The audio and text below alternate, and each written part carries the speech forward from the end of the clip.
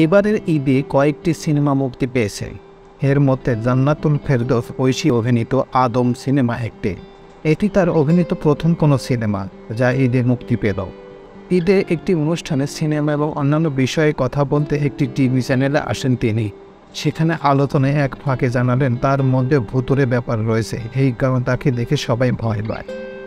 তো হ্যাঁ ভিউয়ার্স, আসলে তিনি কি এমন ভুতুরে দৃশ্য করলেন যে এ বিষয় দেখে বর্তমান মানুষ ভয় পায়, সেই বিষয়ের ওপর চমকপ্রদ কিছু তথ্য এখন আপনাদের সামনে শেয়ার করব। তো চলুন মূল প্রতিবেদনে চলে যাওয়া যাক।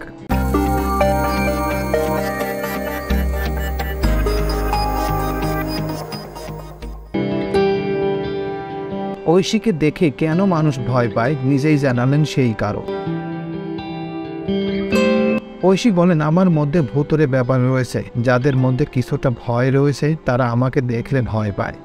আমার ভাগ্নি আর্থে, ওর বয়স 12 বছর, ডিনারের পর কী সব কাজে যেন ব্যস্ত থাকে সে। এই অভিনেত্রী বলেন, আমরা সবাই তাকে ব্রাশ করতে যাওয়ার জন্য বলি, সে যাবে না।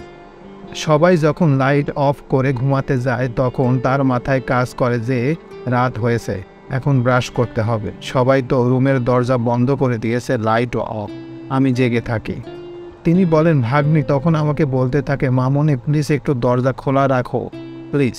একদিন দুদিন করতে করতে এটাকে সে ধরেই নিয়েছে, মামনি তো থাকবেই, আমার জন্য দরজা খোলা রাখবে। ওর জন্য অনেক লেট হয়ে যায়, 5 মিনিট বলে 1.5 ঘন্টা কাটিয়ে দেয়। ঐশী বলেন, একদিন ভাবলাম আর না, ওকে একটু টাইট দিতে হবে, এটা তো ওর অভ্যাস হয়ে যাচ্ছে।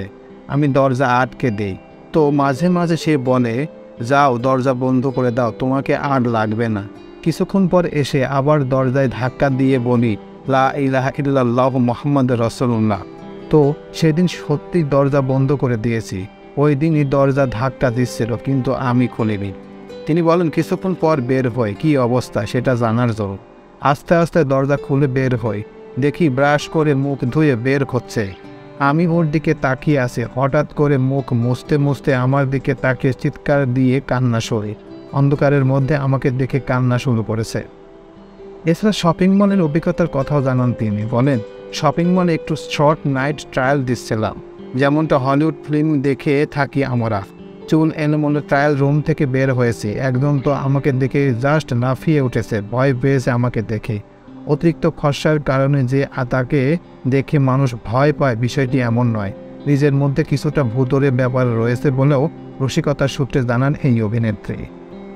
তো এই ছিল মোটামুটি আমাদের আজকের প্রতিবেদন। উপরোক্ত প্রতিবেদন থেকে আমরা একটা জিনিসই বুঝলাম যে জান্নাতুল ফেরদৌস ঐশী অভিনীত আদম সিনেমায় একটি ভুতুরে কাহিনী ছিল। সেই কাহিনী করতে করতে তার অভ্যাসে পরিণত হয়ে যায় এবং তিনি ওইটা দেখে তার বাসায় তার ভাতিজি এবং বাইরেও যখন তিনি চলাফেরা করেন এবং সেটা দেখেও অনেকেই ভয় পেতে থাকে, কারণ একটা অভ্যাসে পরিণত হয়ে গেছিল তার মধ্যে।